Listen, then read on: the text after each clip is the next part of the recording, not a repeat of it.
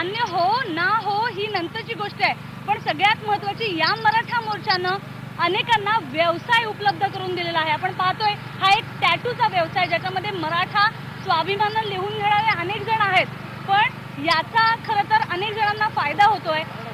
हे टॅटूवाले आहेत, सांगलीवरनं आलेले आहेत. आपण त्यांच्याकडनं जाणून घेऊया की तुमचं सगळ्यात आधी नाव सांगा. माझं नाव रमेश माळे आहे. तुमचा हा टॅटूचा व्यवसाय तुम्ही कधी सुरू केला? ऍक्च्युली जो सांगली मेन आम्ही सांगलीकर, सांगलीमध्ये ज्यावेळी मी फर्स्ट टाइम चालू केलं त्यावेळी मी एक कन्सेप्ट डोक्यात घेतली. फर्स्ट टाइम सांगलीमध्ये चांगला बिझनेस मिळाला मला. म्हणजे मोर्चाच्या दरम्यानच तुम्ही सुरू केला होता काय? हो. कुठल्या मोर्चा दरम्यान सुरू केलं? सांगलीतून. सांगलीचा. बरं, सगळ्यात जास्त कमाई ही कुठे झाली होती? कोल्हापूर आणि सातारा. अच्छा, ती साधारणतः किती होती?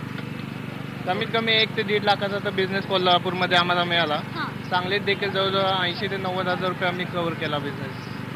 आणि एका टॅटूचे किती रुपये घेता तुम्ही? 50 रुपीज चार्जेस घेतो, 50 रुपये पर टॅटूला. हा 7 दिवस टिकणारा टॅटू आहे. 7 दिवस टिकणारा. आपण जरा बघूया, आणखी एका महिलेच्या हातावर हा टॅटू काढणं सुरू आहे. खरं तर या मराठा मोर्चानं अनेकांना खरं तर व्यवसाय उपलब्ध करून दिलेला आहे.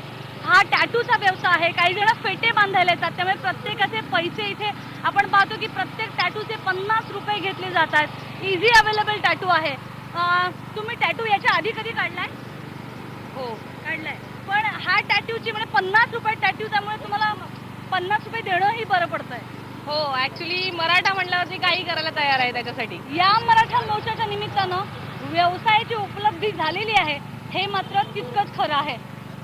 व्हिडिओ जर्नलिस्ट संदीप पोरेसह स्वाती लोखंडे, IBN लोकमत, मुंबई.